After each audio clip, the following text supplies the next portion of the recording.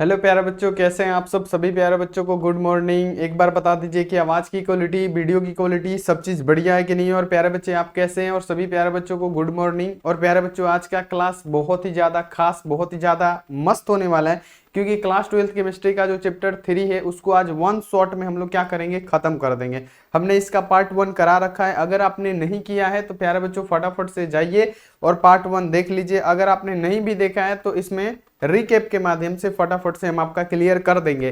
तो जल्दी जल्दी बता दीजिए कि आप सब कैसे हैं। बिल्कुल बढ़िया है। आवाज़ की क्वालिटी में, वीडियो की क्वालिटी में कोई प्रॉब्लम नहीं है, कोई दिक्कत नहीं है। फटाफट से एक बार फटाफट से आप लोग बता दीजिए। जितना तेजी से हो सके उतना तेजी से आप लोग एक बार क्लियर कीजिए कि सब चीज़ ठीक है।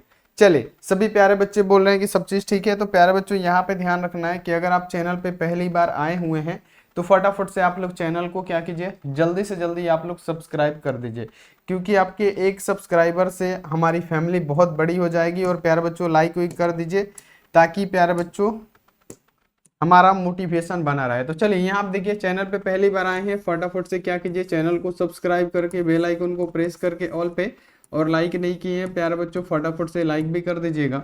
व्हाट्सअप ग्रुप में नहीं जुड़े हैं तो नंबर नोट कीजिए मेरा 9135742024। आप इस पे मैसेज करके फटाफट से ग्रुप ज्वाइन कर सकते हैं। अगर आप चाहते हैं ज्वाइन करना तो प्यारे बच्चों आपको याद रखना है कि इसी लाइव चैट में एक लिंक दिख रहा होगा, जिस पे क्लिक करके आप आराम से ग्रुप ज्वाइन कर सकते हैं। उसमें आपको ऑनलाइन टेस्ट का लिंक मिल जाएगा प्यारे बच्चों, ये भी ध्यान रखना है। और आपको प्यारे बच्चों जो भी क्लास का लिंक होगा, जितना भी क्लास छूटा हुआ है, सारा का लिंक उसमें मिल जाएगा। तो फटाफट से वो ग्रुप आप ज्वाइन कर सकते हैं। तो चलिए प्यारे बच्चों, शुरू करते हैं क्लास को। उससे पहले यहाँ पे आप लोग याद रखिए कि अगर आप पीडीएफ और नोट्स नहीं लिए हैं, पीडीएफ नोट्स वाला बैच आप नहीं लिखे हैं, तो प्यारे बच्चों ये देखिए 499 में आपको हम क्या दे रहे हैं। याद रखना है कि टॉपर बैच ऑल सब्जेक्ट का पीडीएफ नोट्स, जिसमें आपको प्यारे बच्चों यहाँ पे आपको याद रखना है कि ऑल सब्जेक्ट का क्या मिलेगा आपको, chapter wise objective plus subjective, और लास्ट में आपको गेस क्वेश्चन भी देंगे, जिसको आप लोग क्या कर सकते हैं प्यारे बच्चों, डाउनलोड करके इसको प्रिंट करवा के अच्छी तरीके से पढ़ सकते हैं। तो जितने भी सारे स्टूडेंट चाहते हैं कि ये टॉपर बैच लेना, तो हमारा नंबर यहाँ पे नोट कीजिए कि 629924 8935। आप इस पे क्या कीजिए, फटाफट से मैसेज करके जल्दी से जल्दी आप लोग क्या कीजिए प्यारे बच्चों, ये कोर्स ले लीजिए। तो सभी प्यारे बच्चे एक बार बोल दीजिए यस, ताकि हम क्या कर दे प्यारे बच्चों, क्लास को शुरू कर दे। और ये क्लास आपके लिए बहुत ही ज्यादा मजेदार होने वाला है, बहुत ही ज्यादा इंटरेस्टिंग है, क्योंकि इससे बहुत सारे ऐसे क्वेश्चन है जो आपके एग्जामों में पूछे जाते हैं। तो यहाँ पे इतना आपको क्लियर रख लेना है। तो चलिए प्यारे बच्चों शुरू करते हैं। एक बार यस बोलिए। देखिए, सबसे पहले हमने पढ़ा था, सभी बच्चे को पता होगा कि विद्युत रसायन क्या है। तो रसायन विज्ञान की एक ऐसी शाखा है, विद्युत रसायन हमने क्या पढ़ा था कि रसायन विज्ञान की एक ऐसी शाखा है जिसको हम लोग क्या करते हैं, तो यहाँ पे याद रखना है कि विद्युत ऊर्जा को रासायनिक ऊर्जा तथा रासायनिक ऊर्जा को विद्युत ऊर्जा में जो भी बदलते हैं, तो उसमें जो भी परिवर्तन होता है ना, उसी को अगर हम अध्ययन कर रहे हैं तो वो हमारा क्या कहलाएगा, तो प्यारे बच्चों इलेक्ट्रोकेमिस्ट्री यानी वैद्युत रसायन कहलाएगा। तो यहाँ पे क्लियर हमने उस पहले वाले वीडियो में भी बता रखा है कि विद्युत रसायन किसे कहते हैं। तो रसायन विज्ञान की एक ऐसी शाखा जिसमें हम लोग क्या करते हैं कि विद्युत ऊर्जा को रासायनिक ऊर्जा में बदलते हैं, फिर रासायनिक ऊर्जा को विद्युत ऊर्जा में बदलते हैं, और जो भी उसमें परिवर्तन होता है उसी को अगर अध्ययन कर रहे हैं तो उसको हम लोग क्या बोलेंगे, तो प्यारे बच्चों क्या बोलेंगे, तो वैद्युत रसायन बोलेंगे। तो इतना आपको क्लियर हो गया होगा कि वैद्युत रसायन किसे कहते हैं। क्लियर हो गया प्यारे बच्चों। यानी हम क्या करते हैं कि यहाँ आप देखिए द ब्रांच ऑफ, यहाँ आप देखिए केमिस्ट्री अंडर विच एलिमेंट्स, यहाँ आप देखिए याद रखने की chemical energy convert to electrical energy and electrical energy convert to, यहाँ पे क्या, केमिकल एनर्जी। तो यहाँ पे इसी को हम लोग क्या कहते हैं, तो प्यारे बच्चों इसी का हम लोग क्या कहते हैं, तो अध्ययन कहते हैं। उसी को हम लोग क्या बोलते हैं, तो प्यारे बच्चों आपको याद रखना है कि इसको हम लोग वैद्युत रसायन कहते हैं, जो कि हमने ये पढ़ा रखा है पहले वीडियो में। तो अगर आप नहीं देखे हैं तो आप देख लीजिएगा। अब यहाँ पे हमको पढ़ना है कि चालक क्या है, कंडक्टर क्या है। तो देखिए, चालक दो प्रकार के होते हैं। ये क्या है, मान लीजिए कि धातु है कोई, ठीक है, ये क्या है, धातु है। तो धातु में धारा का प्रवाह कैसे होता है, कोई भी धातु है, कोई भी प्यारे बच्चों कंडक्टर है, ये मान लीजिए कोई ये चालक है, कोई कॉपर का चालक है, कोई तार है, तो इसमें विद्युत धारा का प्रवाह कैसे हो रहा है, तो चालकों में विद्युत धारा का प्रवाह, याद रखिएगा कि चालकों में विद्युत धारा का प्रवाह, विद्युत धारा का प्रवाह, याद रखिएगा कि चालकों में विद्युत धारा का प्रवाह अगर यहाँ पे याद रखिएगा कि इलेक्ट्रॉन द्वारा हो, इलेक्ट्रॉन द्वारा हो तो उसे हम लोग क्या कहते हैं, तो उसे हम लोग धात्विक चालक कहते हैं। अब चालक हम पढ़ रहे हैं तो उसमें पढ़ रहे हैं पहला धात्विक चालक। ये क्या है, मान लीजिए कि कोई मेटल है, कोई धातु है, कोई कॉपर का ही धातु है, सोना का, सॉरी चांदी का ही है, तो इसमें विद्युत धारा का प्रवाह कैसे होगा, तो इलेक्ट्रॉनों के माध्यम से हो रहा है। ये क्या है, यहाँ पे याद रखिएगा, ये क्या है, हमारा चालक है। तो ये चालक में क्या होता है, विद्युत धारा का प्रवाह हमारा इलेक्ट्रॉनों के द्वारा हो गया, तो ये हमारा क्या कहलाएगा प्यारे बच्चों, याद रखना है कि धात्विक चालक कहलाएगा। क्लियर हो गया धात्विक चालक क्या होता है। अब हमने पढ़ा था कि वैद्युत अपघटनी चालक क्या होता है। तो देखिए वैद्युत अपघटनी चालक वो होता है जिसके जलीय विलयन में क्या हो, आयनों के द्वारा विद्युत धारा का प्रवाह हो। मान लीजिए प्यारे बच्चों, यहाँ पे आप लोग ध्यान रखिए कि ये क्या है, एक पर कंटेनर है। हम क्या पढ़ रहे हैं, पहला तो हमने समझ लिया, दूसरा समझ रहे हैं क्या कि ये विद्युत अपघटनी चालक क्या होता है। तो विद्युत अपघटनी चालक क्या होता है, मान लीजिए ये कंटेनर है और इसमें क्या है, जल है। इसमें क्या कर रहे हैं प्यारे बच्चों, इसमें हम क्या कर रहे हैं, NaCl घोल दे रहे हैं, NaCl घोल रहे हैं, ठीक है। और इसको किसी बाहरी विद्युत बल से जब इसको तोड़ेंगे तो यहाँ पे हमारा NaCl क्या होगा, NaCl जब विद्युत बाहरी विद्युत बल द्वारा इसको, यानी आप देखिए विद्युत एनर्जी देके जब इसको तोड़ेंगे तो ये क्या होगा, NaCl कैसे टूटेगा, तो Na क्या होता है, कभी भी प्लस में टूटता है और Cl क्या माइनस में, यानी क्या हो रहा है, इसमें प्लस माइनस आयंस आ रहा है। देखिए यहाँ पे इस पे Na पे प्लस और Cl पे माइनस। यानी अगर आपसे पूछे कि विद्युत अपघटनी चालक क्या होता है, तो अगर विद्युत धारा का प्रवाह, अगर किसी जलीय विलयन में विद्युत धारा का प्रवाह आयनों के द्वारा हो, जैसे प्यारे बच्चों Na पे प्लस Cl पे माइनस, ये प्लस माइनस क्या है, आयंस के द्वारा। अगर यहाँ पे लिखिएगा प्यारे बच्चों कि अगर यहाँ पे याद रखिएगा कि जलीय विलयन में, याद रखिएगा कि जलीय विलयन में याद रखिएगा कि धारा का प्रवाह किसके द्वारा हो, तो आयंस के द्वारा हो। क्या प्यारे बच्चों, याद रखना कि आयंस के द्वारा हो उसे हम लोग क्या कहते हैं, तो वैद्युत अपघटनी चालक कहते हैं। यानी हमको ये भी पता चल गया कि चालक जो होता है उसमें धात्विक चालक भी होता है और वैद्युत अपघटनी चालक भी होता है। तो हमने धात्विक चालक क्या पढ़ा कि अगर किसी ये धातु है तो इसमें चालक का प्रवाह यानी विद्युत धारा का प्रवाह किसके द्वारा हो रहा है, अगर इलेक्ट्रॉन के द्वारा हो रहा है, इलेक्ट्रॉन के द्वारा हो रहा है तो वो हमारा क्या कहलाएगा, धात्विक चालक। अब विद्युत अपघटनी चालक किसे कहेंगे, तो अगर किसी जलीय विलयन में अगर आयनों के द्वारा धारा प्रवाह हो रहा है, यानी प्लस माइनस आयन के द्वारा विद्युत धारा का प्रवाह हो रहा है, तो उसे क्या कहेंगे, तो विद्युत अपघटनी चालक बोलेंगे। ठीक है, क्लियर हो गया। अब ये विद्युत अपघटनी चालक दो प्रकार के होते हैं। पहला क्या होता है, प्रबल वैद्युत अपघट्य, और दूसरा क्या होता है, दुर्लभ वैद्युत अपघट्य। तो यहाँ पे ये सारी चीजें हम लोग बताएंगे, लेकिन सबसे पहले यहाँ देखिए पढ़ लेते हैं वैद्युत अपघट्य होता क्या है। ठीक है, विद्युत अपघटनी चालक आपने पढ़ लिया, उसके बाद हमको क्या पढ़ना है, वैद्युत अपघटन पढ़ना है ना प्यारे बच्चों। क्या है, वैद्युत अपघट्य पढ़ना है, यानी इलेक्ट्रोलाइट्स पढ़ना है, इलेक्ट्रोलाइट क्या पढ़ना है, यानी वैद्युत अपघट्य क्या होता है। तो यहाँ पे प्यारे बच्चों आपको याद रखना है कि वैद्युत अपघट्य क्या होता है, वैसा यौगिक जो विद्युत का सुचालक हो। सुचालक का मतलब क्या, जिससे विद्युत धारा आसानी से पार कर जाए, यानी उससे मतलब सुचालक का मतलब क्या, जिससे विद्युत धारा का प्रवाह हो। यानी आपको बताना है कि वैसा यौगिक जिससे विद्युत धारा का प्रवाह हो उसे हम लोग क्या कहते हैं, वैद्युत अपघट्य बोलते हैं। चाहे वो पिघली हुई अवस्था में हो, चाहे वो प्यारे बच्चों जलीय विलयन में। अब यहाँ पे हमको पढ़ना है कि वैद्युत अपघट्य क्या होता है, वैद्युत अनअपघट्य क्या होता है।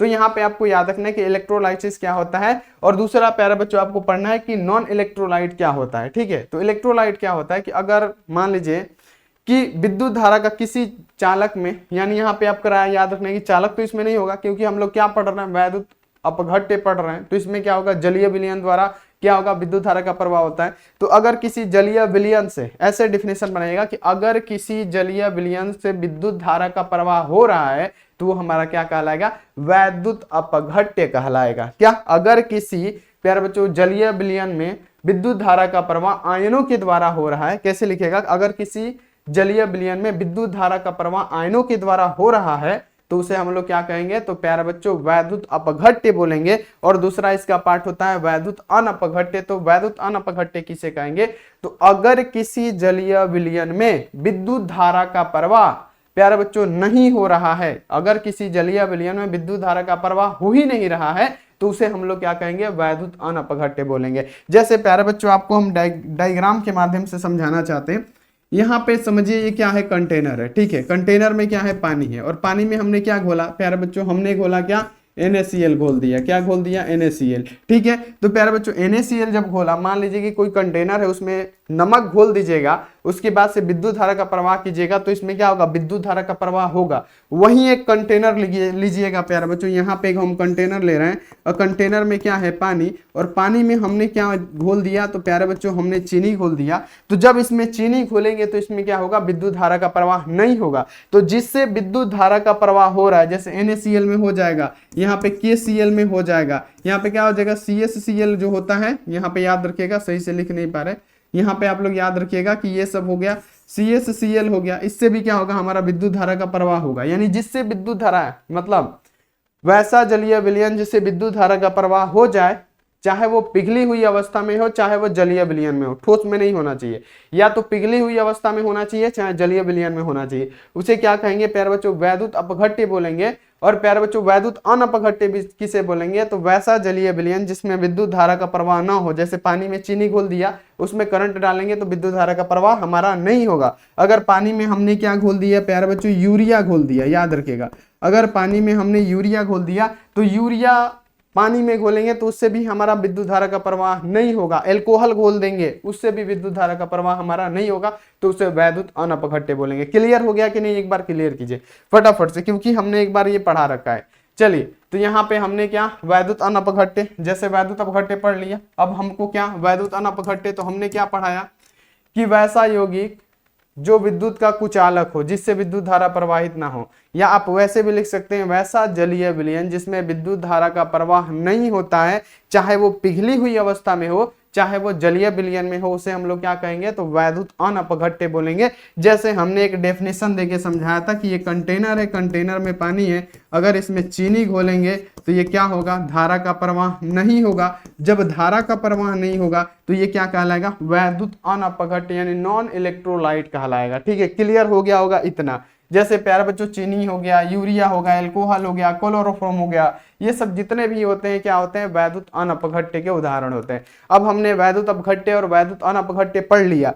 अब बारी आता है कि वैद्युत अपघट्य के प्रकार। तो प्यारे बच्चों वैद्युत अपघट्य के भी प्रकार होते हैं। पहला होता है प्रबल यानी मजबूत वैद्युत अपघट्य, और दूसरा क्या होता है, दुर्लभ यानी कमजोर वैद्युत अपघट्य। ठीक है, तो प्रबल वैद्युत अपघट्य क्या होता है, जो जलीय विलयन में पूर्णतः घुल जाए, जो पूरी तरह से घुल जाए, उसे क्या कहेंगे, प्रबल वैद्युत अपघट्य। जैसे यहाँ पे आप लोग देखिए प्यारे बच्चों, यहाँ पे हम आपको समझाना चाहते हैं कि प्रबल वैद्युत अपघट्य क्या होता है। यानी जो वैद्युत अपघट्य पढ़ा था, जिससे ऐसा जलीय विलयन जिससे विद्युत धारा का प्रवाह आसानी से हो जाए, चाहे वो प्यारे बच्चों क्या हो, पिघली हुई अवस्था में हो चाहे वो जलीय विलयन में हो। ठीक है, उसमें धारा का प्रवाह हो रहा है, हमने क्या पढ़ा, वो वैद्युत अपघट्य कहलाता है। अब वैद्युत अपघट्य दो प्रकार के होते हैं। पहला होता है प्रबल यानी जो पूरी तरह क्या हो, वैसा जलीय विलयन जिसमें आयन पूरी तरह से घुल जाए, पूरी तरह से वियोजित हो जाए, उसे क्या कहेंगे, तो प्यारे बच्चों उसे कहेंगे प्रबल वैद्युत अपघट्य। जैसे एक उदाहरण हम आपको समझाते हैं, ये क्या है, यहाँ पे ध्यान रखिएगा कि ये हमारा एक कंटेनर है। अब देखिए कंटेनर में क्या है, पानी है।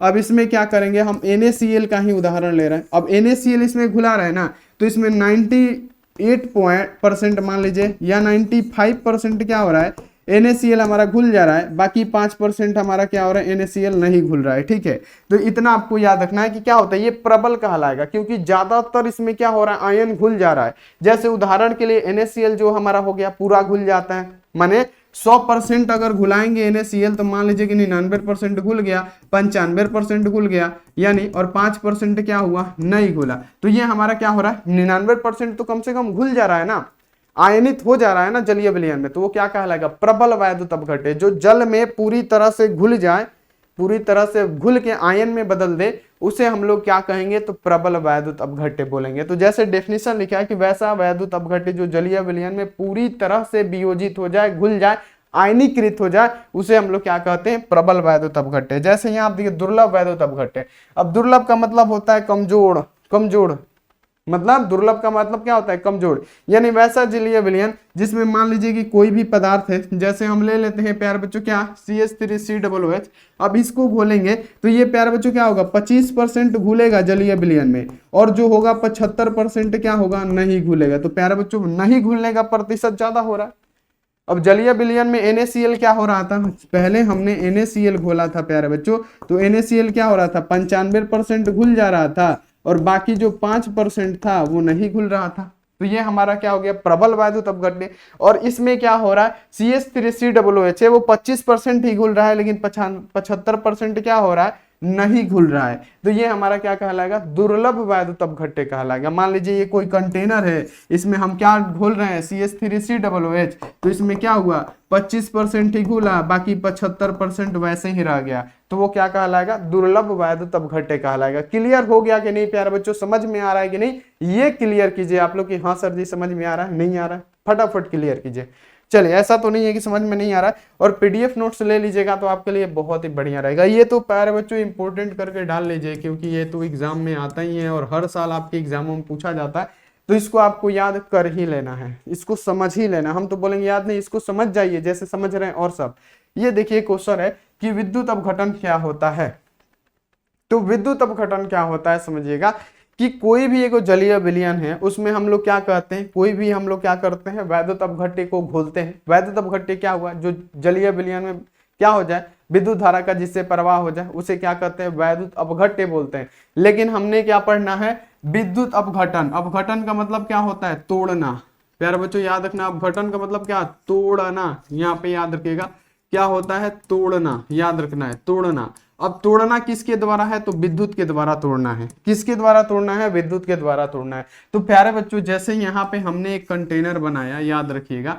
अब ये कंटेनर में क्या है प्यारे बच्चों, जल है, ठीक है। और जल में हम लोग को क्या घोलना है, NaCl घोलना है, ठीक है। ये NaCl हमने घोल दिया, ठीक है, लेकिन इसको तोड़ना भी तो है। क्या लिखा है, वैद्युत अपघटन, यानी वैद्युत के द्वारा तोड़ना। यानी इसमें हम क्या करते हैं, वैद्युत द्वारा, यानी इसमें विद्युत, यानी कहने का मतलब क्या, एगो विद्युत धारा के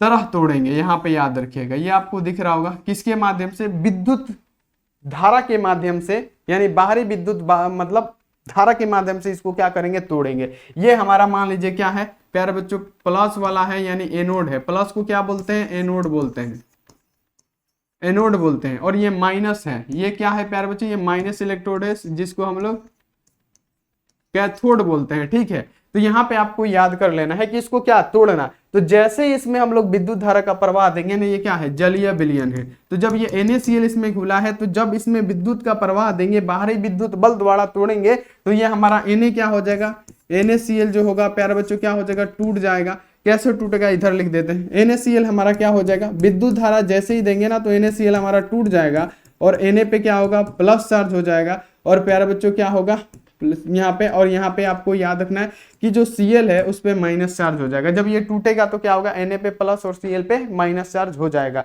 इतना आपको क्लियर कर देना, ऐसे ही टूटता है, ठीक है, क्लियर रखिएगा। Na पे प्लस और Cl पे माइनस हो जाएगा। तो अब आपको याद रखना है कि ये क्या है प्यारे बच्चों, ये हमारा क्या है, एनोड है, यानी प्लस चार्ज है। एनोड को हम लोग प्लस चार्ज बोलते हैं, कैथोड को माइनस।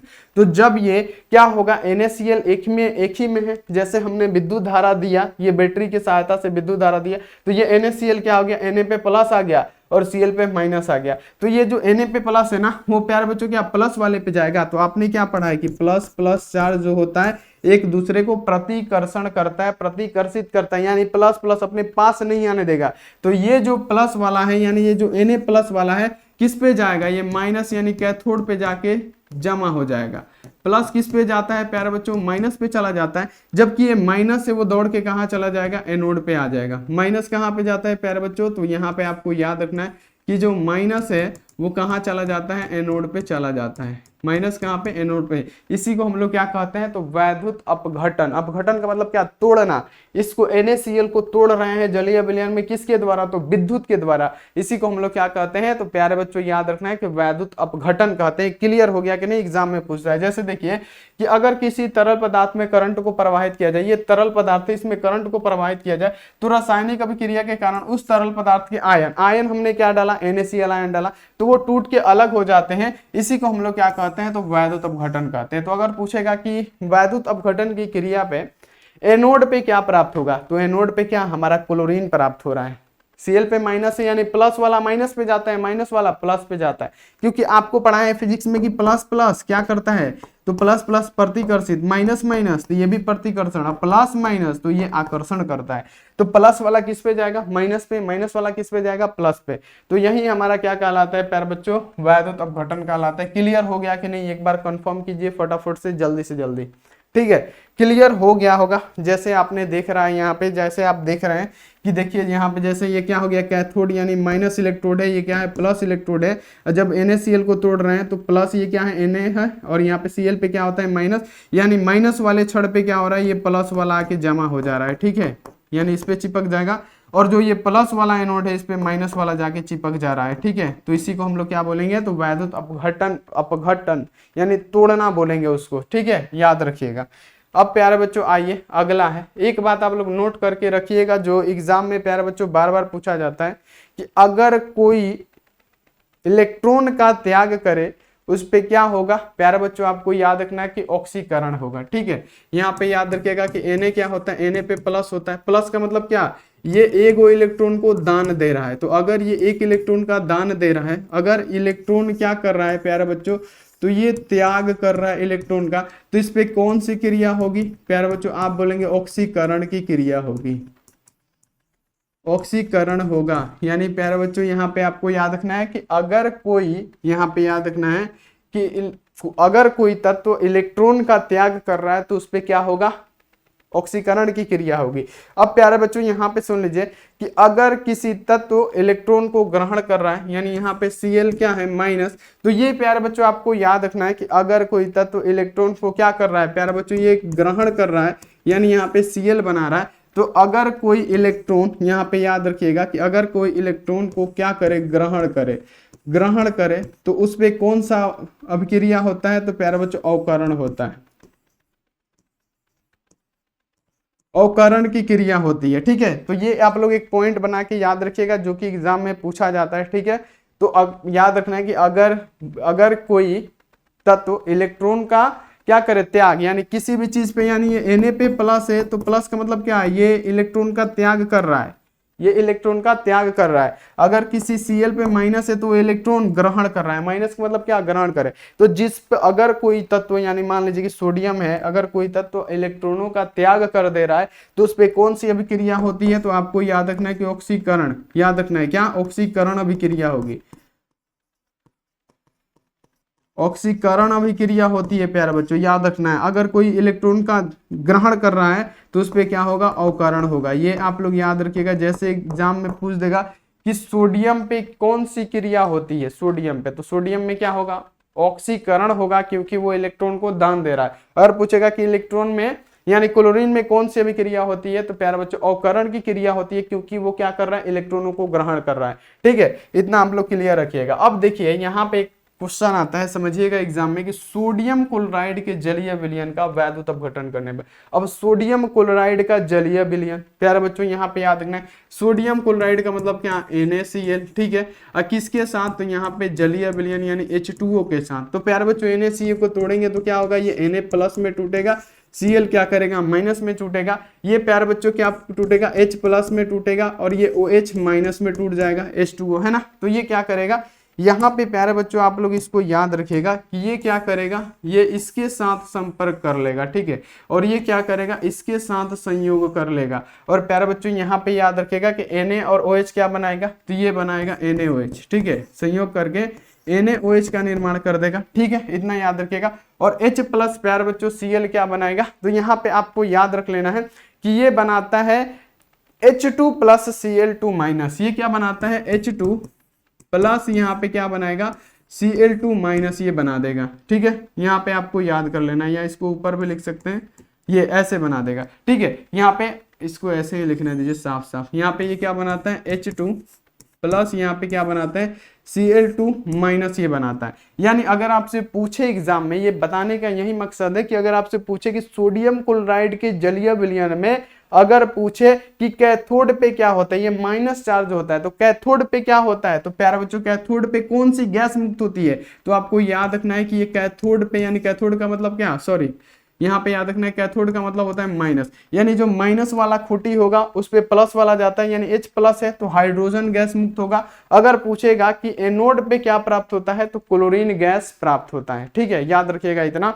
अगर क्वेश्चन पूछेगा कि सोडियम क्लोराइड के जलीय विलयन में पूछा जाए कि सोडियम क्लोराइड के जलीय विलयन में को वैद्युत अपघटन कराने पे कैथोड पे कौन सी गैस है, तो कैथोड क्या होता है, कैथोड हमारा माइनस चार्ज होता है, एनोड हमारा प्लस चार्ज होता है। तो कैथोड पे कौन जाएगा, इस पे प्लस है, यानी यहाँ पे हम इसको सही से लिखे तो यहाँ पे H2 प्लस है, यानी इस पे प्लस चार्ज है तो प्लस वाला माइनस जाएगा, यानी कैथोड पे कौन सी gas, hydrogen gas. Anode plus वाला इस पे माइनस है तो प्यारे बच्चों ये क्या आ जाएगा, एनोड पे कौन सी गैस होगी, तो एनोड पे क्लोरीन गैस प्राप्त होगी। ये क्वेश्चन पूछा गया क्वेश्चन है जो आपके एग्जामों में आता है, तो इतना आप लोग प्यारे बच्चे क्लियर रखिएगा। अब देखिए ये जो है विद्युत अपघटन के संबंध में फैराडे का नियम, जो फैराडे का प्रथम नियम है ना, 5 से 7 बार आपके फाइनल बोर्ड परीक्षा में पूछा गया, बहुत ज्यादा इंपॉर्टेंट होता है और आज से आपको ये याद नहीं करना पड़ेगा। देखिए अब हमने क्या बताया कि जब वैद्युत अपघटन की क्रिया होती है, याद रखिएगा, जब यहाँ पे वैद्युत अपघटन का मतलब क्या, तोड़ना, जब बाहरी विद्युत बल द्वारा यानी बाहरी विद्युत धारा द्वारा जब हम इसको तोड़ते हैं, यहाँ पे थोड़ा सा बड़ा बना दे दीजिए ताकि आपको समझ में आए, ठीक है।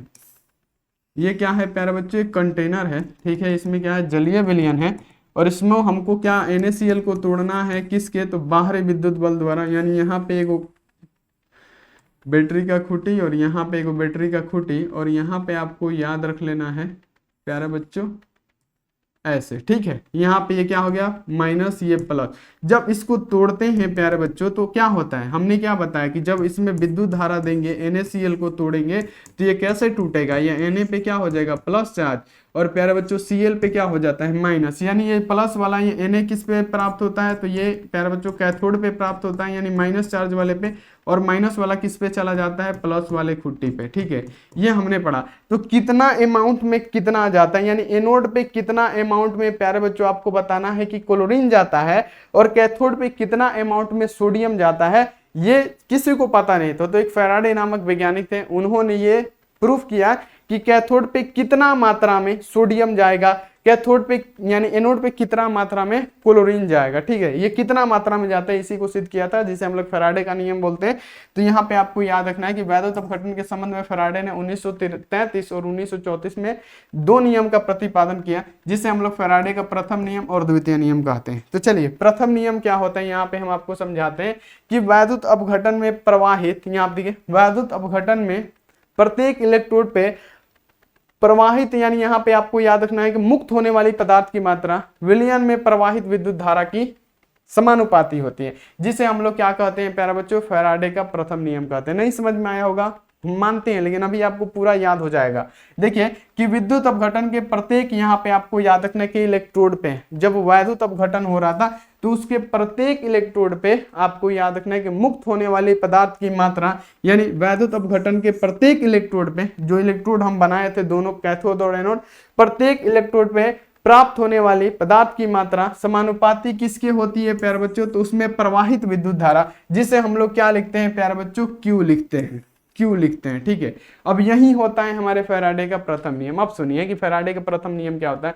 तो वैद्युत अपघट्य के प्रत्येक इलेक्ट्रोड पे प्राप्त होने वाली पदार्थ की मात्रा, यहाँ पे याद रखिए कि वैद्युत अपघट्य के प्रत्येक इलेक्ट्रोड पे प्राप्त होने वाली पदार्थ की मात्रा प्रवाहित विद्युत धारा के, यानी Q का मतलब क्या होता है, आवेश यानी विद्युत धारा के समानुपाती होती है, जिसे हम लोग क्या बोलते हैं, तो प्यारे बच्चों फैराडे का प्रथम नियम। समझिए, फिर से समझिए कि फैराडे का प्रथम नियम किसे कहते हैं। तो वैद्युत अपघटन के प्रत्येक इलेक्ट्रोड पे, दोनों इलेक्ट्रोड पे, वैद्युत अपघटन के प्रत्येक इलेक्ट्रोड पे प्रवाहित होने वाली पदार्थ की, यानी यहाँ पे याद रखना है कि वैद्युत अपघटन के प्रत्येक इलेक्ट्रोड पे मुक्त होने वाली पदार्थ की मात्रा, जिसे हम लोग W बोलते हैं, और उसमें प्रवाहित विद्युत धारा, जिसे हम लोग Q बोलते हैं, उसके क्या होती है, समानुपाती होती है, यानी W समानुपाती Q होता है। तो प्यारे बच्चों हमने क्या बताया कि W है समानुपाती हटेगा इक्वल टू लगेगा, एक कांस्टेंट लगता है। तो इसमें कौन सा कांस्टेंट लगाएंगे प्यारे बच्चों, Z यहाँ पे लगा देंगे और यहाँ पे क्या लगा देंगे, Q लगा देंगे। अब प्यारे बच्चों आपने क्या पढ़ा है कि आवेश इक्वल टू क्या होता है, तो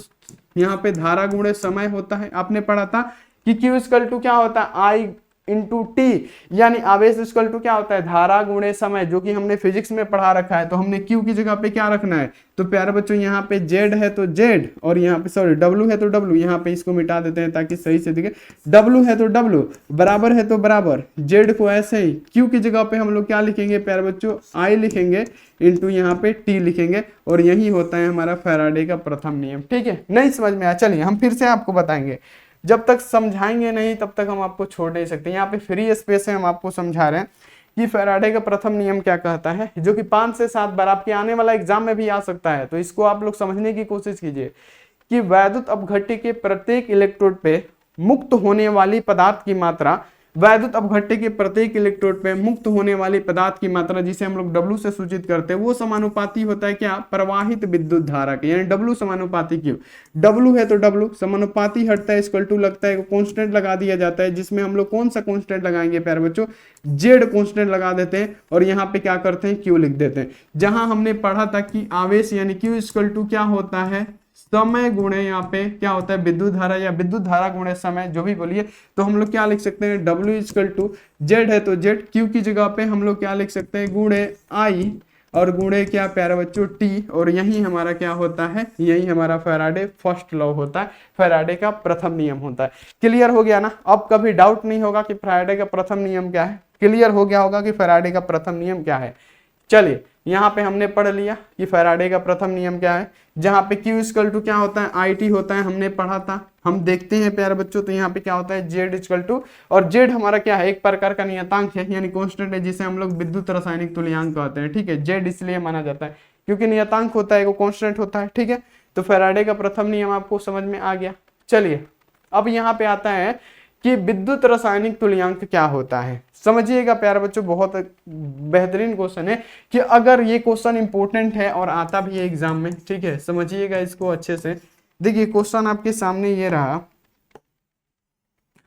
कि विद्युत रासायनिक तुल्यांक क्या होता है। तो किसी पदार्थ का वह रासायनिक तुल्यांक कि वह मात्रा जिसमें 1 एम्पीयर की धारा 1 सेकंड तक प्रवाहित करने पे जो भी प्राप्त होता है ना, उसे हम लोग क्या कहते हैं, तो विद्युत रासायनिक तुल्यांक कहते हैं। ये सिंपल सा क्वेश्चन है, आप लोग याद रखिएगा। इसमें क्या होता है, M बराबर ZT, यानी कहने का मतलब क्या, अगर हम लोग क्या करते हैं प्यारे बच्चों, यहाँ पे देखिए M इक्वल टू Z कैसे आया, हमने फैराडे का फर्स्ट लॉ क्या पढ़ा था, याद रखिएगा कि विद्युत रासायनिक तुल्यांक किसी पदार्थ का वह रासायनिक तुल्यांक कि वह मात्रा जिसमें 1 एम्पीयर की धारा 1 सेकंड तक। तो यहाँ पे आप लोग याद रखिएगा कि यहाँ पे क्या लिखा है, M इक्वल टू क्या है प्यारे बच्चों, Z है तो Z, और यहाँ पे क्या है I का मतलब क्या, समय, यानी 1 सेकंड की धारा कितना, तो 1 एम्पीयर की धारा कितना, 1 सेकंड तक। तो यहाँ पे I क्या है, हमारा समय है, तो 1 सेकंड का टाइम है, और धारा कितना, 1 एम्पीयर का।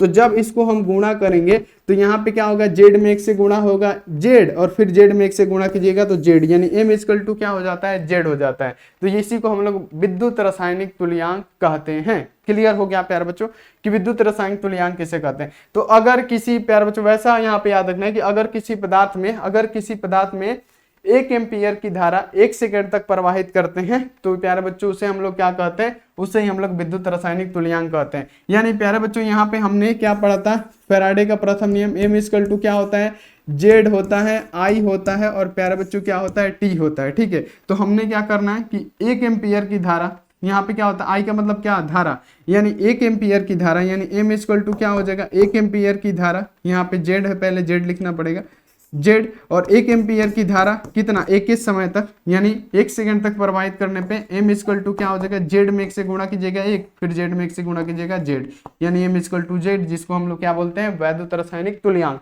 ठीक है, क्लियर हो गया होगा कि वैद्युत रासायनिक तुल्यांक और M इक्वल टू Z कैसे आ गया। अगला क्वेश्चन आइए कि फैराडे का द्वितीय नियम आपको बताना है। देखिए बहुत आसान है, अगर आप हमारे पास पढ़ रहे हैं तो डाउट क्लियर एकदम पूरा हो गया होगा, और आपको थोड़ा भी हार्ड नहीं लगेगा केमिस्ट्री से। देखिए अब फैराडे का द्वितीय नियम पूछा जाता है कि फैराडे का द्वितीय नियम क्या है। तो फैराडे का द्वितीय नियम क्या कहता है कि अलग अलग विद्युत अपघट्य के विलयनों में समान विद्युत धारा प्रवाहित, यहाँ पे देखिए समान समय के लिए प्रवाहित किया जाए तो इलेक्ट्रोडों के मुक्त होने वाली पदार्थ की मात्रा तुल्यांकीय भार के समानुपाती होती है। चलिए अब यहाँ पे फिर से एक बार डेफिनेशन पढ़ाते हैं कि अलग अलग वैद्युत अपघट्य के विलयन में अलग अलग, यहाँ पे मान लीजिए कि ये क्या है, वैद्युत अपघट्य है A, यहाँ पे याद रखिएगा, और ये क्या है, वैद्युत अपघट्य है B। अलग अलग बोल रहा है कि अलग अलग वैद्युत अपघट्य के विलयन में, ये भी अलग वैद्युत अपघट्य का विलयन है, ये भी अलग वैद्युत अपघट्य के विलयन है, विलयन में शामिल विद्युत धारा समान समय के लिए प्रवाहित किया जाए। अब यहाँ देखिए क्या बोला जा रहा है, समान धारा समान समय के लिए क्या किया जाए, प्रवाहित किया जाए।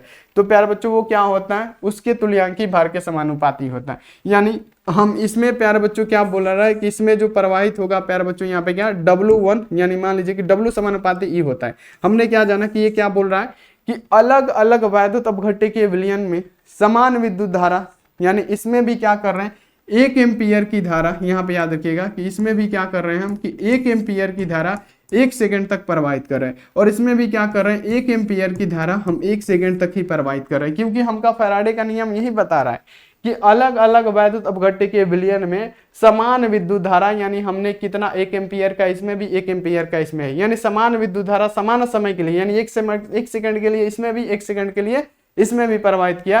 तो पूछा जा रहा है कि उसकी तुल्यांकी भार के समानुपाती होता है, यानी W समानुपाती क्या होता है Q।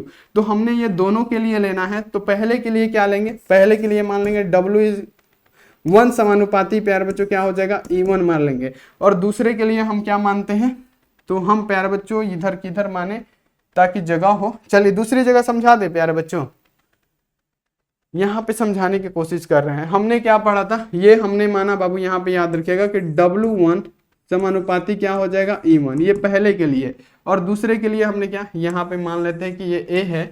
चलिए हम ऊपर ही चलते हैं, ठीक है, क्योंकि ऊपर जगह आता है। यहाँ पे हमने फैराडे का प्रथम द्वितीय नियम पढ़ना है कि समान दो अलग अलग वैद्युत अपघट्य में, क्या दो अलग अलग वैद्युत अपघट्य में समान धारा समान समय पे प्रवाहित करने पे उसके क्या होता है, तुल्यांकी भार के समानुपाती होता है। यानी यहाँ पे याद रखिएगा कि ये क्या है, अलग अलग वैद्युत अपघट्य, ये वैद्युत अपघट्य 1 और वे ये क्या हो गया मान लीजिए A और B। इसमें भी 1 एम्पियर की धारा क्या कर रहे हैं 1 सेकंड तक प्रवाहित कर रहे हैं, इसमें भी 1 एम्पियर की धारा क्या कर रहे हैं 1 सेकंड तक, क्योंकि क्या अलग अलग वैद्युत अपघट्य में समान धारा समान समय में प्रवाहित करना है आपको, ठीक है। तो ये क्या होता है, उसके तुल्यांकी भार के समानुपाती होता है, यानी W समानुपाती क्या होता है E होता है। इसके लिए भी क्या हो जाएगा W समानुपाती यहाँ पे क्या हो जाएगा E। इसके लिए भी सेम होगा, क्योंकि समान एम्पियर की धारा समान समय के लिए हो रहा है, इसमें भी समान एम्पियर की धारा समान समय के लिए हो रहा है, तो हम दोनों एक ही जैसा हो रहा है, तो यहाँ पे W1 मान लेते हैं, E1 मान लेते हैं, इसको W2 और E2 मान लेते हैं, ठीक है। तो यहाँ देखिए आपको पता होना चाहिए कि W1 समानुपाती हटेगा इक्वल टू लगेगा, यहाँ पे को K कांस्टेंट लगा के यहाँ पे क्या कर देते हैं E1 लिख देते हैं, ठीक है, क्लियर हो गया। इसके लिए हम क्या लिख सकते हैं, तो प्यारे बच्चों इसके लिए हम क्या लिख सकते हैं, यहाँ पे बड़ा एगो इक्वल टू भी दे सकते हैं, नहीं भी दे सकते हैं, कोई दिक्कत नहीं है। अब यहाँ पे हम लोग क्या लिख सकते हैं, W2 समानुपाती हटेगा इक्वल टू, और प्यारे बच्चे को कांस्टेंट लगेगा K, और यहाँ पे क्या लिख सकते हैं हम लोग E2 लिख सकते हैं, ठीक है। अब प्यारे बच्चों हमको क्या करना है, K का मान निकालना है, तो K इक्वल टू क्या होगा, इधर W1 है तो W1 हो जाएगा, और बटा में क्या आ जाएगा E1 आ जाएगा, ठीक है। अब इसको करेंगे तो क्या होगा, यहाँ पे याद रखेगा कि W है तो W, W2 है तो W2, इक्वल टू है तो इक्वल टू, यहाँ पे याद रखेगा K है तो K, और प्यारे बच्चों ये क्या है, K इधर गुणा कर रहा है ना, कुछ भी नहीं यानी गुणा, तो ये क्या हो जाएगा, यहाँ पे याद रखना है कि ये E2 हो जाएगा। तो यही हमारा प्यारे बच्चों क्या होता है, यही जो होता है हमारा क्या होता है प्यारे बच्चों, यानी हमारा क्या यहाँ पे निकला कि यहाँ पे याद रखेगा कि पहले के लिए क्या निकला W1 बटा में E1 बराबर क्या होगा W2 बटा में E2, और यही हमारा क्या होता है फैराडे का सेकंड लॉ होता है। तो ये आपको याद कर लेना है कि अलग अलग वैद्युत अपघट्य में समान एम्पियर की धारा समान समय तक, यानी 1 एम्पियर की धारा इसमें दे रहे हैं तो 1 एम्पियर की धारा इसमें भी देना है, 1 सेकंड के लिए इसमें भी प्रवाहित करना है तो 1 सेकंड के लिए इसमें भी प्रवाहित करना है। तो हम दोनों को मान लेते हैं कि W समानुपाती E, तो दोनों सेम हो जाएगा, तो इसलिए इसको W1 इसको E1 मान लेते हैं, इसको W2 इसको E2 मान लेते हैं। तो यहाँ पे प्यारे बच्चों क्या हो जाएगा W1 इक्वल टू क्या, एगो यहाँ पे फिर से हम आपको समझा देते हैं ताकि वो क्लियर हो जाए। तो देखिए यहाँ पे जैसे समझाने का हमारा मतलब ये है कि यहाँ पे W1 है तो W1 और समानुपाती हटता है इक्वल टू लगता है, और प्यारे बच्चे को कांस्टेंट की लगा देंगे, और यहाँ पे क्या हो जाएगा E1, और यहाँ पे क्या है W2 है तो W2 समानुपाती हटा इक्वल टू कांस्टेंट लगा के यहाँ पे लिख देंगे E2। अब हमको क्या K का मान निकालना है, तो K का मान निकालना है तो प्यारे बच्चे क्या है W1 है तो W1 और बराबर में K है तो K, इधर E1 गुणा कर रहा है, इधर नीचे आगे क्या करेगा भाग करेगा। अब इसके लिए क्या होगा प्यारे बच्चों, अब इसके लिए क्या निकालेंगे, तो W2 है तो W2, और यहाँ पे याद रखिएगा सॉरी यहाँ पे क्या W2 है तो W2, और यहाँ पे K का मान निकालना है तो K इक्वल टू, और E2 इधर गुणा कर रहा है, इधर क्या करेगा भाग करेगा। यानी हमने ये पाया कि W बटा E1, यानी आप देखिए W1 बटा E1, और यहाँ पे इक्वल टू क्या W2 बटा E2। यही हमारा होता है फैराडे का प्यारे बच्चों सेकंड लॉ, जो आपको बहुत अच्छी तरीके से समझ में आ गया होगा। क्लियर है ना बाबू, एक बार बताइए कि फैराडे का आपको सेकंड लॉ आपको समझ में आ गया। अब देखिए प्यारे बच्चों यहाँ पे आता है कि विद्युत रासायनिक सेल क्या होता है, विद्युत रासायनिक जो कि इंपोर्टेंट है। यहाँ पे देखिए वह युक्ति जिसके द्वारा रासायनिक ऊर्जा को विद्युत ऊर्जा में, विद्युत रासायनिक सेल क्या जिसको रासायनिक ऊर्जा को विद्युत ऊर्जा में बदलना है। विद्युत ऊर्जा को रासायनिक ऊर्जा में हम लोग बदल रहे थे किस में, तो प्यारे बच्चों यहाँ पे वैद्युत अपघट्य में क्या कर रहे थे, यहाँ पे पानी है और विद्युत धारा की सहायता से NaCl को तोड़ रहे थे, है ना। तो ये क्या हो गया, हम लोग विद्युत ऊर्जा को रासायनिक ऊर्जा में बदल रहे थे। अब हम लोग को क्या पढ़ना है, रासायनिक ऊर्जा को हम कैसे विद्युत ऊर्जा में बदल सकते हैं।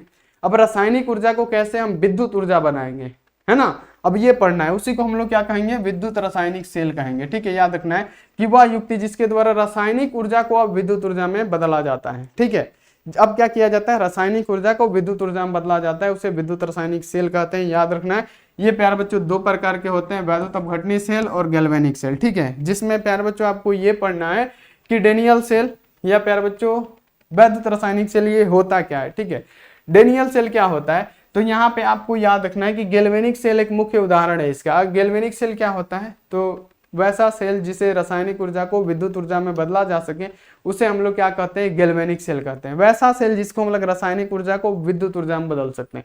Chemical to electrical energy, chemical energy converted to electrical energy, उसको बदल सकते हैं, उसे हम लोग क्या कहते हैं, गैल्वेनिक सेल। तो यानी यह गैल्वेनिक सेल का एक मुख्य उदाहरण है। और यहाँ आप देखिए इसमें क्या होता है, जिंक धातु के छड़ को उसी के विलयन में डुबाया जाता है। ये मान लीजिए कि जिंक का छड़ है ना, ये क्या है प्यारे बच्चों, एक जिंक का छड़ है, तो ZnSO4 के विलयन में ही क्या करते हैं, इसको डुबाते हैं। और ये कॉपर का छड़ है, तो CuSO4 के ही इसके विलयन में हम लोग क्या करते हैं प्यारे बच्चों, इसको डुबाते हैं। क्लियर रखिएगा, इतना जितना आपको समझाया जा रहा है प्यारे बच्चों उतना आप लोग क्लियर रखिएगा तो बहुत अच्छा है। ठीक है, ये आप लोग 100% प्यारे बच्चों क्लियर रखिएगा ताकि आपके एग्जाम में कुछ भी हो तो यहाँ पे प्रॉब्लम ना हो। अब देखिए कि जब जिंक के छड़ को ZnSO4 के विलयन में डुबाया जाता है और कॉपर के छड़ को CuSO4 के विलयन में डुबाया जाता है, तो प्यारे बच्चों यहाँ पे क्या किया जाता है, तो यहाँ पे और इसको क्या किया जाता है, लवण सेतु की सहायता से जोड़ दिया जाता है। ये उल्टा एक U प्रकार की नली होती है जिसमें KCl NO3 ये सब जितने भी KCl है ये सब जितने प्रकार के होते हैं, KMNO3 यही सब भरा होता है, लवण सेतु की सहायता से जोड़ दिया जाता है। इस प्रकार जिंक के छड़ का क्या होता है, एनोड का काम करता है, यानी ये जो जिंक का छड़ है ये एनोड बन जाता है। और प्यारे बच्चों जो यहाँ पे कॉपर का छड़ है ये क्या बन जाता है, कैथोड बन जाता है। और हमारा क्या होता है, विद्युत धारा का प्रवाह होने लगता है, यानी यहाँ पे विद्युत धारा उत्पन्न हो जाता है। उसी को हम लोग क्या कहते हैं प्यारे बच्चों, डेनियल सेल कहते हैं। नहीं समझ में आया, अब हम आपको समझाते हैं अपने भाषा में। ठीक है, अब यहाँ पे प्यारे बच्चों समझिए कि यहाँ पे आपको याद रखना है, यहाँ पे याद रखिएगा कि जब जिंक है यानी Zn है, यहाँ पे याद रखिएगा सबसे पहले जिंक के छड़ को क्या ZnSO4 के विलयन में हमको क्या करना है, डुबाना है। तो हम क्या करेंगे प्यारे बच्चों, जब जिंक को तोड़ेंगे तो ये प्यारे बच्चों कैसे जुड़ेगा, तो Zn यहाँ पे 2+ यानी क्या कर रहा है, ये इलेक्ट्रॉनों को क्या कर दे रहा है प्यारे बच्चों, त्याग कर रहा है। तो इसमें कौन सी क्रिया होगी, तो इसमें क्रिया होगी प्यारे बच्चों कौन, तो याद रखना है कि ऑक्सीकरण की क्रिया होगी। ऑक्सीकरण की क्रिया किसमें होती है, एनोड में होती है, लेकिन तो यहाँ पे कैथोड है। तो प्यारे बच्चों यहाँ पे याद रखना है क्या है, यहाँ पे आपको याद रखना है कि जब जिंक के छड़ को जिंक SO4 के विलयन में प्यारे बच्चों क्या करते हैं, प्रवाहित करते हैं, यानी यहाँ पे इसमें डुबोते हैं। तो प्यारे बच्चों हमको क्या करना है कि अब रासायनिक अभिक्रिया करके हमको क्या करना है, इस बल्ब को जलाना है, यानी विद्युत धारा पैदा करना है। ठीक है, तो हम लोग जिंक के छड़ को जिंक के विलयन में ही डुबाते हैं और कॉपर के छड़ को कॉपर के विलयन में ही डुबाते हैं। तो प्यारे बच्चों मान लीजिए कि जब जिंक यहाँ पे क्या, जब जिंक जब टूटेगा तो प्यारे बच्चों क्या हो गया, जिंक यहाँ पे क्या हो जाएगा, जिंक पे +2 होगा और ये क्या करेगा, 2 इलेक्ट्रॉन को दान कर देगा। तो जब ये 2 इलेक्ट्रॉन दान करेगा तो प्यारे बच्चों क्या होगा, प्यारे बच्चों इलेक्ट्रॉन क्या करेगा, ये 2 इलेक्ट्रॉन क्या करेगा, याद रखिएगा कि ये 2 इलेक्ट्रॉन क्या करेगा, ये फटाक से जाएगा और प्यारे बच्चों कहाँ में जाएगा, तो ये कॉपर के पास जाएगा ये इलेक्ट्रॉन। ठीक है, जो 2 इलेक्ट्रॉन यहाँ से निकला है वो क्या करेगा, इसके पास जाएगा, यानी कॉपर मेटल के पास चला जाएगा, यानी कॉपर के छड़ के पास चला जाएगा। ठीक है, और प्यारे बच्चों मान लीजिए कि जब तो चला गया तो इसमें विद्युत धारा का प्रवाह होगा, नहीं होगा, क्योंकि आपने क्या पढ़ा है कि बंद परिपथ होना चाहिए। खुला परिपथ का मतलब क्या, बंद परिपथ का मतलब क्या, स्विच ऑन होना चाहिए। तो वो क्या होगा प्यारे बच्चों, बंद परिपथ होगा, जो कि फिजिक्स में हम आपको पढ़ा चुके हैं कि बंद परिपथ होना चाहिए। तो इसी के लिए प्यारे बच्चों ये क्या बनाया जाता है, लवण सेतु बनाया जाता है ताकि एक दूसरे को कनेक्ट कर सके। ठीक है, ये क्या कर रहे हैं, लवण सेतु एक उल्टा U प्रकार की नली होती है जो एक दूसरे को ब्रिज का काम करता है प्यारे बच्चों, इसको जोड़ने का काम करता है। जैसे हमने एक परिपथ बनाया, क्या है ये प्यारे बच्चों, एक हमारा चालक है। अब इसमें क्या कर दे रहे हैं, यहाँ पे एक कुंजी लगा दे रहे हैं और इसमें एक बैटरी से इसको जोड़ दे रहे हैं। तो याद रखिएगा कि जब ये बंद परिपथ कब होगा, जब ये स्विच क्या होगा, ऑन होगा तो ये बंद परिपथ होगा, ऑफ होगा स्विच तो क्या होगा, यहाँ पे मान लीजिए कि एक बल्ब लगा है तो ये बल्ब जलेगा जब तक स्विच ऑन नहीं होगा। यानी अगर स्विच ऑन होगा, अगर ये नहीं लगेगा तो ये बल्ब जलेगा, नहीं जलेगा। तो प्यारे बच्चों ये क्या होता है, लवण सेतु क्या होता है, इसी को जोड़ने का काम करता है। इसके अंदर प्यारे बच्चों KCl यहाँ पे क्या KMnO4 यही सब इसमें भरा हुआ होता है, तो जिसको हम लोग लवण सेतु कहते हैं। तो यहाँ पे आपको याद कर लेना है कि जब जिंक को तोड़ेंगे तो जिंक क्या करेगा, 2 इलेक्ट्रॉन को दान कर देगा। तो प्यारे बच्चों आपको याद रखना है कि ये 2 इलेक्ट्रॉन जाके कहाँ करेगा, कॉपर के छड़ पे प्यारे बच्चों क्या होगा, आ जाएगा। यानी कहने का मतलब क्या, यहां से अब क्या, ये जिंक का छड़ है तो यहां से इलेक्ट्रॉन लगातार निकलते जा रहा है, ये जिंक का छड़ है, इलेक्ट्रॉन क्या हो रहा है, बार बार निकल के कहाँ जा रहा है। तो ये जब यहाँ इसमें से इलेक्ट्रॉन निकल रहा है, इसमें से इलेक्ट्रॉन अगर निकल रहा है तो ये छड़ क्या होगा प्यारे बच्चों, पतला होगा, याद रखिएगा। और इसमें घुल रहा है, और घुल के कहाँ जा रहा है, तो ये प्यारे बच्चों इलेक्ट्रॉन इधर जा रहा है, तो ये क्या हो जाएगा, जिंक का छड़, ये जो छड़ है पतला हो जाएगा। जबकि कहां पे आ रहा है, Cu+ पे यहाँ पे आके जमा हो रहा है, तो इसका छड़ ये जो है ये क्या हो जाएगा, मोटा हो जाएगा। ठीक है, लेकिन प्यारे बच्चों इसका सांद्रण गाढ़ा होगा, इसका सांद्रण पतला होगा। ये भी आपको याद रखना है कि ये घुल रहा है, इसमें इलेक्ट्रॉन क्या कर रहा है, जिंक त्याग कर रहा है। जिसमें जहां पे हम बताएं कि जिंक क्या होता है, जिंक को तोड़ा जाता है, Zn2+ होता है, यानी इसमें इलेक्ट्रॉनों का क्या किया जाता है प्यारे बच्चों, ग्रहण, यानी क्या त्याग कर रहा है, यानी यहां से इलेक्ट्रॉन जा रहा है। यानी इलेक्ट्रॉन के द्वारा अब क्या हो रहा है, रासायनिक ऊर्जा से हम लोग विद्युत ऊर्जा, यानी जब लवण सेतु लगा देते हैं, कनेक्ट कर देते हैं तो हमारा बल्ब जल जाता है। इसी को प्यारे बच्चों क्या बोलते हैं, डेनियल सेल बोलते हैं। तो यहाँ पे इतना ही समझना है कि गैल्वेनिक सेल एक मुख्य उदाहरण होता है डेनियल सेल का। और गैल्वेनिक सेल क्या होता है, जिसे हम लोग रासायनिक ऊर्जा को विद्युत ऊर्जा में बदलते हैं, उसे क्या कहते हैं, वैसा सेल जिसे रासायनिक सेल को यहाँ पे क्या विद्युत सेल में बदल दें, उसे हम लोग क्या कहते हैं प्यारे बच्चों, गैल्वेनिक सेल बोलते हैं। और यहाँ आप देखिए डेनियल सेल बना होता है, जिसमें जिंक धातु के छड़ को जिंक SO4 के विलयन के साथ डुबाया जाता है। यानी ये जो जिंक का है, इसको जिंक के विलयन में ही डुबाएंगे, और ये कॉपर के छड़ को कॉपर के विलयन में ही डुबाएंगे। ठीक है, अब यहाँ आप देखिए विलयन में डुबाएंगे, और दोनों विलयनों को एक लवण सेतु की सहायता, क्या है कि एक उल्टा U प्रकार की नली होती है, जिसे हम लोग लवण सेतु कहते हैं, उसी के सहायता से जोड़ दिया जाता है। इस प्रकार जिंक का छड़ एनोड का काम करता है। अब देखिए, अब प्यारे बच्चों यहाँ पे आप बोलेंगे कि ये तो कैथोड होगा ना, ये तो कैथोड होगा। तो प्यारे बच्चों यहाँ पे आपको याद कर लेना है कि कैथोड क्यों होगा। अब जिससे भी इलेक्ट्रॉन निकलता है तो क्या होता है, वो एनोड का काम करता है। यानी ये जो जिंक होगा प्लस का काम करेगा, और ये कॉपर होगा प्यारे बच्चों माइनस का काम करेगा। इतना आप लोग याद रखिएगा। ठीक है, क्योंकि इसमें से इलेक्ट्रॉन निकल रहा है और कॉपर में जा रहा है, तो इतना आपको याद कर लेना है। यहाँ पे आपको लिख देना है कि इलेक्ट्रोड के माध्यमों को हम लोग सेल का विद्युत वाहक बल भी कहते हैं। तो ये सब क्लियर हो गया होगा कि यहाँ पे डेनियल सेल क्या है। ठीक है, अगला क्वेश्चन आ जाए कि यहाँ पे ये लवण सेतु क्या होता है। ठीक है, लवण सेतु क्या होता है, तो यह एक U प्रकार की कांच की एक नली होती है, यही है ना लवण सेतु, जो क्या करता है, अगर ये मेरे बच्चों ब्रिज का काम करता है, जोड़ने का। अगर ये जोड़ेगा नहीं तो क्या होगा, विद्युत धारा हमारा कैसे यहाँ पे आएगा। मान लीजिए कि हमने यहाँ पे एगो बल्ब लगा दिया है, ठीक है, और यहाँ पे हमने क्या कर दिया, यहाँ पे एगो स्विच लगा दिया, और यहाँ पे इसको बैटरी से जोड़ दिया। तो जब तक ये स्विच ऑन नहीं करेंगे प्यारे बच्चों, तब तक बल्ब जलेगा। और स्विच ऑन हो गया तो क्या हो गया, बंद परिपथ। स्विच ऑफ है तो क्या है, खुला परिपथ। तो जब तक इस लवण सेतु को एक से दूसरे में कनेक्ट नहीं करेंगे तो प्यारे बच्चों क्या होगा, तब तक हमारा यहाँ पे विद्युत धारा बनेगा तो नहीं बनेगा। इसी को हम लोग क्या कहते हैं, लवण सेतु कहते हैं। तो याद रखिएगा कि यह U प्रकार की एक क्या होता है, ये ऐसे होता है, याद रखिएगा ये क्या होता है, ऐसे एक प्रकार का होता है, लेकिन इसको उल्टा लगाया जाता है, जिसमें KCl KNO3 यहाँ पे NH4Cl आदि वैद्युत अपघट्य भरे होते हैं। लवण सेतु डेनियल सेल में एक महत्वपूर्ण भूमिका निभाता है, ताकि यहाँ पे क्या करता है, दोनों को जोड़ के रखता है। ये U प्रकार का होता है, परंतु ये उल्टा रखा जाता है। तो प्यारे बच्चों ये आपको याद कर लेना है, समझ लेना है। ठीक है, अब आगे बढ़ते हैं। अगला क्वेश्चन आज जी कि चालकता क्या है। तो प्रतिरोध के व्युत्क्रम को चालकता कहते हैं। चालकता पूछा जाए कि चालकता क्या है, तो चालकता प्रतिरोध के व्युत्क्रम को, तो यानी व्युत्क्रम मतलब क्या, 1/r, प्रतिरोध को r से सूचित करते हैं। तो प्यारे बच्चों इसी को क्या कहते हैं, तो इसकी चालकता कहते हैं। तो C क्या होता है, 1/r होता है। ठीक है, चालकता किसे कहते हैं, तो प्रतिरोध के व्युत्क्रम को चालकता कहते हैं। अब यहाँ पे C क्या हो जाएगा, एक प्रतिरोध को किससे सूचित करते हैं, ओम से, तो 1/ओम इसका क्या हो जाएगा, यूनिट हो जाएगा। ठीक है, अब इसका यूनिट ये भी हो सकता है, ये ओम क्या हो जाएगा, ऊपर जाएगा तो ओम इनवर्स हो जाएगा, तो ये भी इसका यूनिट हो जाएगा। तो ये आप लोग याद रखिएगा कि चालकता किसे कहते हैं, तो प्रतिरोध के व्युत्क्रम यानी उल्टा। ये मान लीजिए प्रतिरोध है तो इसका व्युत्क्रम का मतलब क्या, 1/r को हम लोग चालकता कहते हैं, जिसको सी से सूचित करते हैं, ठीक है। यानी आपको याद रखना है, तो C = 1/r यानी क्या हो जाएगा 1 प्रतिरोध का मात्रक ओम। अब ये ओम ऊपर जाएगा क्या होगा इनवर्स में हो जाएगा, यानी ओम इनवर्स इसका मात्रक हो जाएगा, यूनिट हो जाएगा, ठीक है। क्लियर हो गया। अब प्यारे बच्चों आते हैं कौन सा, अब है कि प्राथमिक सेल क्या है, ठीक है, ये आप लोग याद रखिएगा।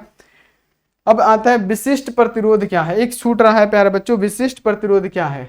तो विशिष्ट चालकता के व्युत्क्रम को हम लोग क्या कहते हैं, विशिष्ट प्रतिरोध कहते हैं, ठीक है। यहाँ पे क्या पूछा गया है, विशिष्ट प्रतिरोध किसे, विशिष्ट चालकता, सॉरी विशिष्ट चालकता किसे कहते हैं, ये क्वेश्चन पूछा जाता है कि विशिष्ट चालकता किसे कहते हैं। तो विशिष्ट प्रतिरोध के व्युत्क्रम को हम लोग क्या कहते हैं, विशिष्ट चालकता कहते हैं। यहाँ पे क्या, विशिष्ट प्रतिरोध के व्युत्क्रम को हम लोग विशिष्ट चालकता कहते हैं। तो यहाँ पे प्रतिरोध यानी कहने का मतलब क्या, विशिष्ट, यानी यहाँ पे क्या हो जाएगा प्रतिरोधकता, विशिष्ट प्रतिरोधकता बोल सकते हैं, जिसको ओम सेंटीमीटर से हम लोग सूचित करते हैं ना। इसके व्युत्क्रम यानी उल्टे को हम लोग क्या कहते हैं, तो प्यारे बच्चों हम लोग विशिष्ट चालकता कहते हैं। अब ये क्या होगा प्यारे बच्चों, ऊपर जाएगा, तो ये ऊपर जाएगा तो क्या हो जाएगा ओम इनवर्स हो जाएगा, और ये सेंटीमीटर है तो सेंटीमीटर भी इनवर्स हो जाएगा। तो विशिष्ट चालकता की इकाई हमारा यूनिट क्या हो गया, यूनिट क्या हो गया प्यारे बच्चों, यूनिट हमारा हो गया क्या ओम इनवर्स सेंटीमीटर इनवर्स, ठीक है। तो ये भी आप लोग क्लियर कर लीजिएगा। अब देखिए प्राथमिक सेल क्या है, जो कि हम आपको ऑब्जेक्टिव करा रहे थे उसमें भी क्लियर किए थे कि प्राथमिक सेल क्या होता है। तो जिसको एक ही बार यूज किया जाए, जिसको एक ही बार चार्ज किया जाए, उसके बाद से फिर दोबारा उसको चार्ज नहीं किया जाता है, तो वो प्राथमिक सेल हो जाता है, ठीक है। जैसे देखिए कि वह सेल जिसकी रासायनिक अभिक्रिया केवल एक ही बार होती है, एक ही बार चार्ज किया जाता है, फिर उसको चार्ज नहीं किया जाता है, अर्थात इन सेलों को पुनः आवेशित यानी चार्ज नहीं किया जाता है, प्राथमिक सेल कहलाते हैं। जैसे यहाँ पे आपको याद रखना है कि जैसे हमारा हो गया प्यारे बच्चों, उदाहरण के लिए मरकरी सेल हो गया, डेनियल सेल हो गया, ये सब क्या होते हैं, जैसे हमारा हो गया रिमोट का बैटरी हो गया, घड़ी का बैटरी हो गया, जितने भी ये सब होते हैं ये सब हमारे प्राथमिक सेल होते हैं। जिसको एक ही बार आवेशित किया जाए, पुनः आवेशित नहीं किया जाए, उसे क्या कहते हैं, तो प्राथमिक सेल कहते हैं। अब देखिए द्वितीयक सेल क्या होता है, तो द्वितीयक सेल क्या होता है, वह सेल जिसको विद्युत धारा के द्वारा पुनः इसको आवेशित किया जा सकता है, यानी एक बार डिस्चार्ज हो जाए तो फिर उसको विद्युत धारा की सहायता से हम चार्ज कर सकते हैं, पुनः उसको आवेशित कर सकते हैं। उस प्रकार के सेल को हम लोग क्या कहते हैं, द्वितीयक सेल कहते हैं। जैसे मोबाइल का बैटरी, हम लोग मोबाइल का बैटरी हो गया, चार्ज खत्म हो जाता है, फिर चार्ज में लगा के फिर प्यारे बच्चों चार्ज करते हैं ना, वो क्या हो जाएगा द्वितीयक सेल हो जाएगा, ठीक है। अब यहाँ पे देख लीजिए इन्वर्टर का बैटरी हो गया, चार्जर लाइट हो गया, ये सब क्या होते हैं द्वितीयक सेल होते हैं, जिसको पुनः आवेशित किया जाए, डिस्चार्ज होने के बाद फिर से उसको चार्ज किया जाए, फिर डिस्चार्ज होने के बाद फिर चार्ज किया जाए, तो उसे हम लोग क्या कहते हैं द्वितीयक सेल कहते हैं। तो चलिए प्यारे बच्चों इतना हो गया क्लियर। और यहाँ पे प्यारे बच्चों रात के कितने बज रहे हैं, तो 2 बज रहे हैं रात के, ठीक है। चलिए तो प्यारे बच्चों इस टाइम हम वीडियो शूट कर रहे हैं, समझिए कितना ज़्यादा मेहनत कर रहे हैं आपके लिए। तो एक बार लाइक वाइक कर दीजिएगा, और चैनल पे पहली बार आए हैं तो प्यारे बच्चों क्या कीजिए फटाफट से चैनल को सब्सक्राइब करके और बेल आइकन को प्रेस करके ऑल पे कर लीजिएगा। PDF नोट्स नहीं लिए हैं तो प्यारे बच्चों फटाफट से ले लीजिएगा, लाइक वाइक कर दीजिए। 499 में आपको ऑल सब्जेक्ट का PDF नोट्स मिलने वाला है। लेने के लिए प्यारे बच्चों आपको कॉल करना है 6299 24 89 35। इस पे फटाफट से आप लोग कॉल मैसेज करके फटाफट से PDF नोट्स ले लीजिए। तो मिलते हैं इसी अगली क्लास में, तब तक आप अपना ध्यान रखिए, मन लगा के पढ़ाई करते रहिए। Take care and bye.